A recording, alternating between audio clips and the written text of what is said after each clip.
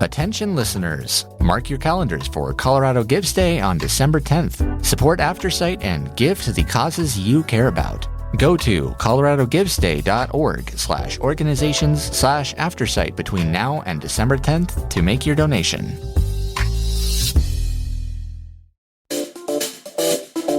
Hey, you're listening to Blindsight. Let's go. Mental health isn't something to take lightly. It's time to fight. It's time to thrive. Let's do this. Ho, ho. It's Blindsight and your host, Bill Lundgren. Happy to welcome you and welcome my co-host, Jonathan Price, producer. And last week we talked about some of the downers of the holiday season. And this week we want to talk about the positive things about the holidays and how you can have some control over making sure that you enjoy the holidays as much as you work to help other people enjoy the holidays. That sound good? Boy, that sounds good. I love this topic because I am a Christmas nut. I'm a Christmas fanatic. My home, my parents' home, my sister's homes looks like Hobby Lobby threw up in their homes. I mentioned last week that my kids wanted to decorate the Christmas tree at midnight on November 1st, and I made a compromise 8 a.m. November 1st because I didn't want to stay up until midnight on Halloween. But it was so much fun, and if you didn't catch it, my daughter thought it would be fun because she's an addict to Christmas like I am, and so she wanted to stay up until midnight and decorate the Christmas tree at midnight. And so that because it was November 1st, at midnight. And so I compromised at 8 a.m. But Christmas is such this whole holiday season. And really it's from November 1st to, I'm actually going to say mid-January, almost to Valentine's Day. Yeah. For whatever reason. Epiphany. That whole 3-month period.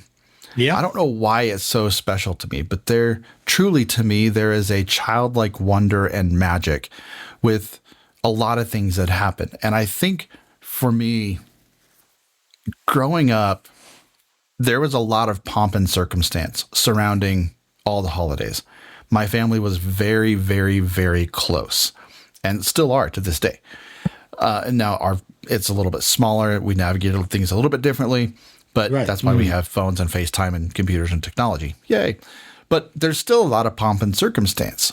And because there's so much, I'm just going to say negative truth in the world right now, that there's a lot of negativity just in general, that pomp and circumstance was a way for us to move away from that and to kind of be, right or wrong, in a little world of magic and wonder and escape.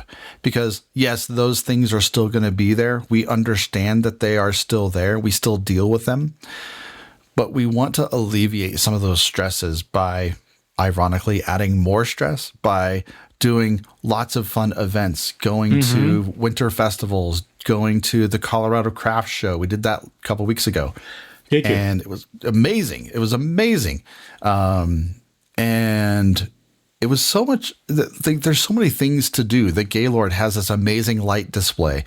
You can take the Polar Express in Idaho Springs. There's tubing and skiing and snowboarding and all of the holiday parties, staff holiday parties, business holiday parties. I mean, there's no shortage of things to do, which can in and of itself be very stressful. Yeah. But it's going to be fun to talk about some of the things to alleviate some of the stresses of life going through. Bill, what do you do during this amazing holiday season? And I know you're kind of a humbug when it comes to Christmas, but that's okay. Well, I wanted to give a historic perspective in that in World War I and II, even with all the carnage and so forth, Christmas Eve on the front line, both the Germans and the Europeans stopped and they sang Silent Night. together. Yeah. And sang across the lines, and they left all the negativity behind for just a few hours. But that was an important observance, and we have to think along the. At times we may feel like we're at war at home, but to take time to kind of enjoy Christmas. And unfortunately, in my history, there've been a lot of there've been deaths around Christmas, so I have a kind of a jaundiced view of Christmas. And I was also raised a Quaker, and we didn't go as much for Christmas as some other faiths. Sure. But anyway, the one thing that I do every year, and people think I'm absolutely crazy because I have no children in my home. I spend 3 days decorating my condo. And I have so much, I have a whole storage locker that nothing else can go in except Christmas decorations. Yeah. And I take them all out and I put them together, and I do it. A lot of times I do it by myself because I just so enjoy doing it. And where is this going to go? And okay, yes, I'm totally blind, but I know I know the feel of the different things. I know what they look like. I can imagine in my eyes, and I can also do spatial relationships by feel to make everything go, and it amazes everybody to see the place decorated, and when I've done it myself. Yeah. And it's like it's an achievement for me. It's a lot of work, but it feels good to have that celebration of a special time. And the one time I did have kids in my home. My partner had some children, and they came down for Christmas. And I remember after the kids went to bed, we started decorating the house. And I was assigned to put together the tricycle for the 4-year-old. Oh boy. And I said, sure, I know. And I was sighted then, and I know, I'm pretty handy with tools, and I was given the tricycle to put together. The unfortunate part, and this is around midnight that I got this task, I opened the box and looked for instructions on how to put the tricycle together. The bicycle had come from Japan, and all the instructions were in Japanese. Yes, they were. Of course. That was a very long Christmas Eve. I'm sure it was. That's I will never fantastic. forget that. That's funny. Yeah, I got it together. I'm proud of the fact that's why I remember it. I did it. It just took forever. Now, the real question is, did they write it and did it fall apart? It went perfectly. He got on it and went shrieking around the living room, and I'm just, I was silent, doing silent prayers, and I did it right. Go. And I didn't have any You part. didn't look and see, wow, where does this screw go? Why do I have 4 or 5 screws left? That's what I was just going to say. There were no screws or anything that weren't in the tricycle. I love that. That's fantastic. It's important so much to engage in these little things and to have these little memories to go back on, even when you've had traumatic experiences and trauma. I think you've talked about it on the show a couple times or you just a few minutes ago, you just said that there were some deaths surrounding, the holidays and that kind of stuff. And one of the benefits or one of the things you can do to kind of alleviate that, yes, is an EMDR, therapy if it's really bad and if you go through trauma. We have episodes on that, but I just wanted to touch on it real quick. But really, one of the fun things to overcome these traumas and to rewrite quote unquote history is to do something that is engaging with other people. Right. And That's when you crucial. bring other people into your circle and into your life, man, there's so much joy that comes from spending time with people who understand what you've been through, who are going through some of the same things, and get together for. We do a lot of game nights around the holidays. So card games, board games, sometimes video games. Right. But, you know, you name it. It's so much fun. Go to a show. Oh, my goodness. Bill, have you done the candlelight string quartet thing? They've got string quartet. So have you done any of these? No, I haven't done that. But Oh, my goodness. I've done So they have these candlelight. shows. They have these Candlelight. shows that are by candlelight, and they're just a Right. string quartet, and they'll play anything, you know, from Right. Right. Tchaikovsky to Beethoven to. There was one that was a couple weeks ago. They did Bridgerton, the music from Bridgerton, if people are familiar with that show. But they do all these amazing shows, and it's in candlelight. You get dinner and food Yeah, and drinks, exactly. and Yeah, it's beautiful. It's wonderful. But you see, yeah. what you bring up is very important. See, here's one of the problems. I think that whether it's a person with a disability or an older person or whatever, we can fall into the habit, if you will, expecting other people to reach out to us. Yeah. And then we sit there and say, nobody reached out to me. Poor me, something's wrong with me, nobody likes me, all that kind of thing. When really the holiday season, when we're by ourselves, it becomes imperative that we initiate. Now, what people get into is, well, if I reach out, they'll reject me. And I've given an assignment to clients. I want you to go out and get 3 rejections. Yeah. I want you to go out and get rejected 3 times, and they come back and said, "Well, I got it once," or they were surprised that it didn't happen. What they really thought that was keeping them from reaching out was the fear that people would say no. Yeah. And the person said, it happened once, but they told me why. They couldn't do it. Yeah. And I'm satisfied with that. But the others did. But you see, we need to find that out. We need to take that myth that we tell ourselves that people don't want to be with us. We need to let people know that we're by ourselves and not say, poor me, I'm by myself. Say, right. For a lot of reasons, I have nothing on my calendar for Christmas Eve or whatever. Yeah. And see if people, or invite people to join us for that. Oh, absolutely. Yep. Because there are other people out there who have the same myth. Yep. And absolutely. If we don't initiate, who's going to initiate? That's right.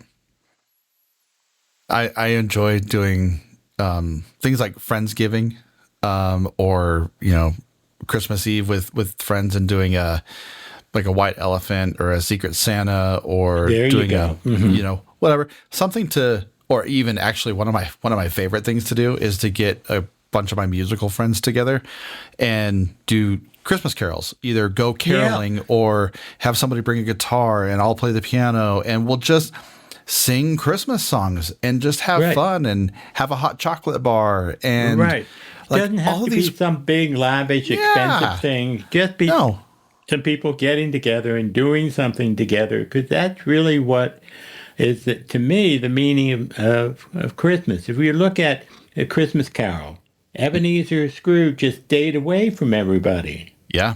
Until the ghost said, get off your butt and get out there.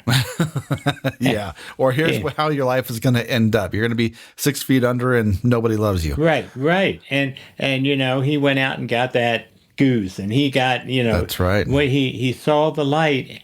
And so much of the sequences that the 3 ghosts gave him were of times when he was with other people instead of being at home in bed. And That's he realized exactly how right. much he missed that. And so and in fact, the alternative was the graveyard. Yeah. And so we need to, and I know this is hard because we're taking a risk when we make ourselves vulnerable to somebody else. That's Especially for introverted people. Yeah. Introverted people particularly, with just the idea of my reaching out to somebody, they're supposed to mind read to know that I need to be invited. Mind reading doesn't work these days. Right. Even the iPhone doesn't respond to mind reading. Maybe when we get artificial intelligence, I don't know. It's getting pretty close. It's getting pretty close. Right. Oh my goodness. Holy smokes. Yeah. I think another thing that's important to do is, I know that it's hard, especially with weather being colder and, the outside, and not everybody has their appropriate gear, but to still be able to move your body, because a lot of times, when we talked last week about a little bit about depression, some of those lonely feelings can come from when you're not physically active and when you're not physically doing something. So putting up the Christmas tree, putting up outside decorations, going for a walk around the mall. I know the mall is a terrifying, horrifying, horrible place, but at least getting out and walking. And plus volunteering for something. Absolutely. Oh yeah. Volunteering is fantastic. Serving a meal for one kitchens. of the homeless groups that serve the homeless people. Getting out and doing something. And I guarantee you. Go ahead. One of the things that people tend to, and I think there's a negative payoff. We tend to break our routine. For example, getting a regular exercise thing. We say, "Oh, we'll do that after," and we need to maintain those routines that we know help us feel better. Yeah. I do a half hour every morning of stretching exercises, and if I do it, I know if I don't do it, I know I'm asking for trouble. Oh yeah. But I have a similar routine where it's not necessarily physical, but it is emotionally and spiritually and intellectually engaging. I'm up at 5:30 in the morning. I'm actually going to start moving that back to include some more physical exercises because, I had gone for a couple of weeks of just, hitting the snooze and waking up at 5:45 or 6. And I tell you what, that was the most damaging thing I could have done to myself because I got out of a routine that I knew was working for me. And I went back to that routine a couple of weeks ago and I was like energized all day long. And I was like, wow, this is amazing. This feels so good. Right. And I didn't have that 2:00 hangover and I didn't have to take a nap and I was engaged through everything all day long. So it's important to keep those things going. Keep those basics going, but add on to getting out with people, getting out of your home. We did enough of that during the pandemic. Yeah. Now the pandemic's over. We're getting the shot. It's okay for us to go out and be with people and do things and like we were talking about decorating. Your home and inviting people to see the decorations and so forth. This is all part of getting out of the routine and just enjoying doing things. Now, one of the things that's special for me in terms of so many of the decorations I inherited from my last partner. So in a way, I'm kind of connecting. He died January 10th. Connecting with that person and doing things. If you've had a loss in your life, Christmas is one way you can still honor that loss, and by doing something that may be special to that person, and that way you can say, it's like the Mexican families. They have various ceremonies recognized, and Chinese families recognize the departed. Something like that may be very helpful for you. There's nothing wrong with it. And you can just do whatever helps you to feel better. And all of these things we're talking about, not staying in the house and feeling miserable, but getting out there, being with people, really sometimes you want to just nestle in a bit. That's understandable. But you want to do that by choice. I choose to just take this day off and not get into all this hubbub. I need to just rest. That's fine. But it's when you feel like you don't have any choice, that feels awful. Yes. And you Yeah. can address that just by saying, okay, nobody knows that I'm by myself. I think I'll go out and see if I can, let people know what's going on and have the experience of the friendship and relationships Yeah. with people out there instead of feeling sorry for myself. Yeah. And we're not talking necessarily about going out and doing some big, massive event. It can be truly as simple as inviting somebody to your home or going to their house for a cup of coffee, a cup of tea, 30 minutes, an hour, just to connect, have that human connection. Exactly. Going for so coffee. important. Yeah, exactly. And just to get out, there's a coffee shop near me. I can, say, hey, why don't we go to such and such? I'll meet you there. And then, Yeah. and in fact, I met with one of the people that I did know from Aftersight because we wanted to talk over some business, and we met there at the coffee shop. And it was during the summer, and we were outside. We had a grand time. Oh, yeah. That's all I need. That's all I need, just to have a cup of coffee with some friends or talk or whatever, or even just picking up the phone. Oh, yeah. Yep. For sure. Well, I love, so sometimes I'll have it on my heart to text somebody or to send them a message or something like that.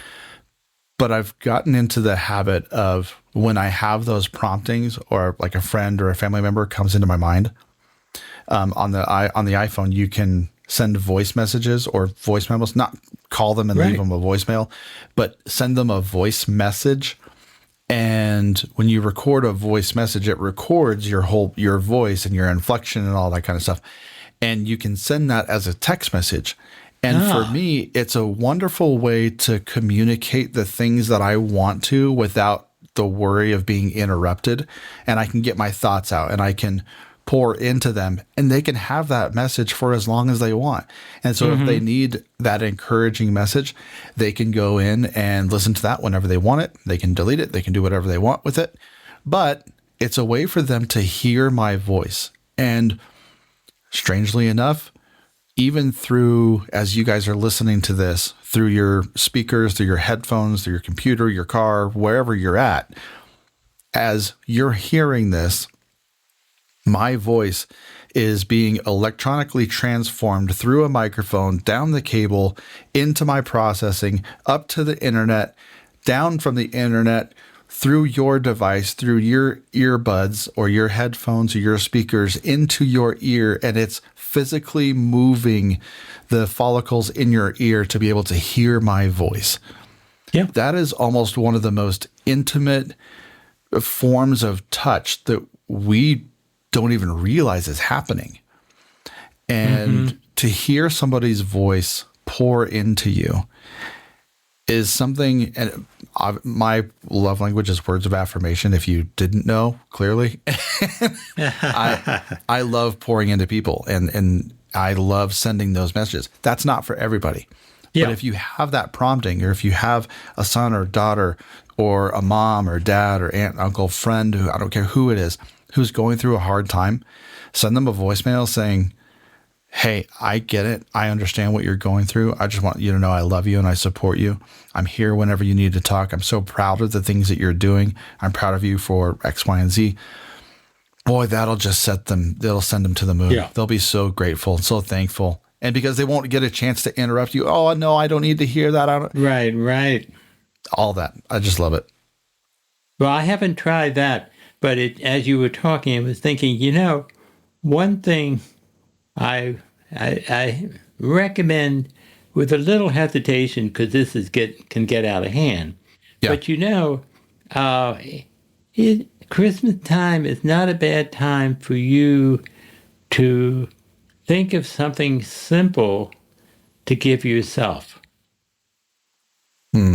A gift. I wouldn't get it normally, but this is something that's very special to me. And, I deserve it. And as long as it's not going to wreck the bank or whatever, but Right. something that you can acknowledge yourself and care about yourself, because sometimes we're very disconnected from ourselves. And it's almost like a twin giving, saying, yeah, I deserve this. Yeah. I'm okay. I'm able to take care of myself.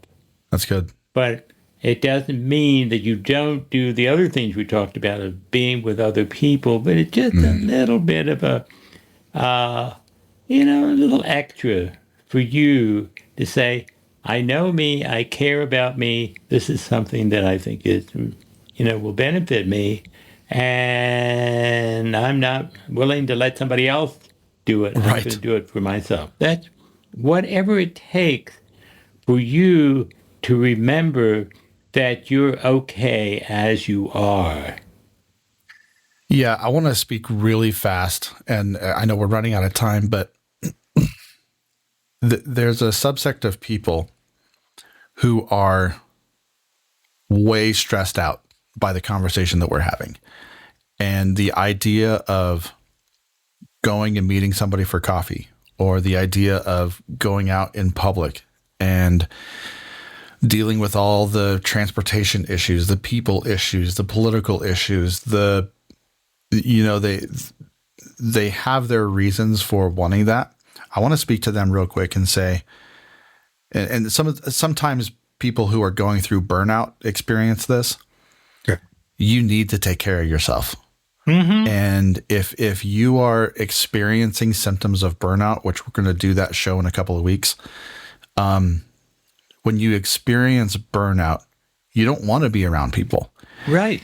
And that's okay. We're not saying force yourself, but if you are in a good place and you're good emotionally and mentally, sometimes go out and be with some people. But for those of you who are, experiencing burnout, Here's you got to what take care of yourself.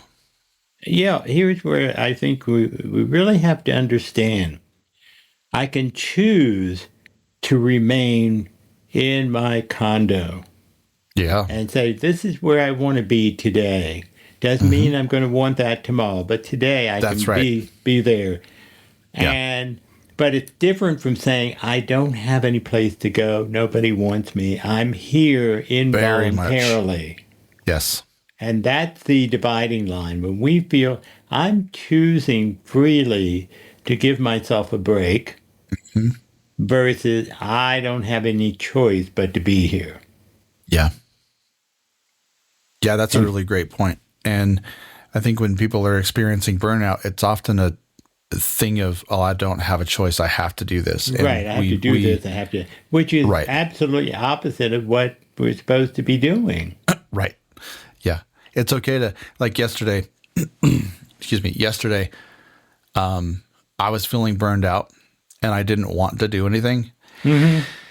And I was sitting outside and Landon was jumping on the trampoline and I was throwing the ball with Logan and he's like, Dad, come jump with me. I was like, no, I don't really want to jump right now. Dad, come on, jump with me. And he wore me down, that little booger. Yeah. And he wore me down and I started jumping on the trampoline. I'm not hurt. I'm not sore. I became energetic. I became excited. And the burnout that I was feeling slowly started to melt away. Right, right. And sometimes, not all the time, but sometimes engaging in activities that we don't normally engage in can pull us out of those burnout modes. Yeah, yeah. Because part of burnout is associated with doing the same thing over and over and over and over again.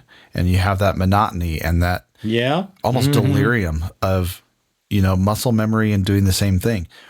But, using pattern interrupters can be a huge benefit. And that's why there's all these holiday parties. That's why there's, things to do. And it's at the end of the year, there's so many activities and people to see and things to do. And I just want to encourage you guys, if you're feeling burned out, please take some time for yourself. Please do it. I am notoriously horrible at taking time for myself. I've been a lot better recently. Good. But it's still a struggle. Yeah. You know, as a single dad, I still got to provide for my kids. I still have to do the dishes and the laundry and the cooking and the cleaning and all that. When But you I have a dog, enjoy you got to it now. take the dog out, even if the weather is crappy. You know, you still Yeah, have to do these things. I know. But then when you get out, they said, "Oh, this isn't bad," or "I'm glad No. I'm out. It's cool. It's delightful. Yeah, it's a little drizzly, but so you know, And I've at learned least to- I'm kind of getting out." Mm-hmm. And I've learned to take my phone out and start videoing sometimes because Logan on ice is really, really funny. I don't know about you, but if you guys have ever seen videos or have experienced slipping on ice, sometimes it can be really funny. Yep, that's right. I hate slipping on ice because I get so angry because I Yeah. feel like I am in control of my body. Slipping on That's ice is right. me Yeah, getting no, out of no, control. No. I hate that. It's a little gremlin that live in the ice that are just For waiting real. for you. Oh my gosh. It's the worst when you're not expecting it. That's right. Oh. Yep. All of a sudden you're in control and then completely out of control. Out of but that's a control, whole yeah. other show for another day. Yep. You got So it. as we finish, Bill, I have a very important question for you. Sure. When you go through the holiday season this year and we're in the thick of it, we're in the throes of it, what is something that you are remembering to keep yourself excited and whole and mentally available for people around you? Good question. I think part of what I'm going to be doing to make myself available is to be out there, Yeah. to be with people, and maybe this year find some new things, where instead of the same old things, some new things that might generate more interest for me. To try some new things. Yeah. I'm not going to drive, but I can find some other things. That's awesome. Are you going to go to any DCPA shows? No, this year part of I did canceled my subscription because I wasn't getting as much enjoyment right now. And that may be because I've been doing it so long, so I need to do a shift. Sure. I mean, the shows are great, and I recommend them for people. But for me, right where I am right now, this is not where I wanted to put my time. I want to find some other things that will work for me. Yeah. And then I'll go back to it. But I did see Hamlet, which was fabulous. Yes. But, you know, in terms of taking a break right now to kind of change my routine and assess what it is that I want to do instead of doing the same thing over and over again. Yeah. That's awesome. Well, this has been a really fun conversation the last couple of weeks. And if you guys have questions or comments or concerns, feel free to give us a call, 720-712-8856. And again, if you are struggling with any sort of mental health crises, reach out to a friend or family member or a counselor. If you're having suicidal ideations, reach out 988. That's the suicide hotline. And there are trained professionals to kind of walk you through some of the things that you're struggling with. It's a wonderful thing. Thank you to everybody who gave for Colorado Gives Day. It was such a blessing to have all those donations, and we get to do more stuff, and we get to bring more shows like this to you guys.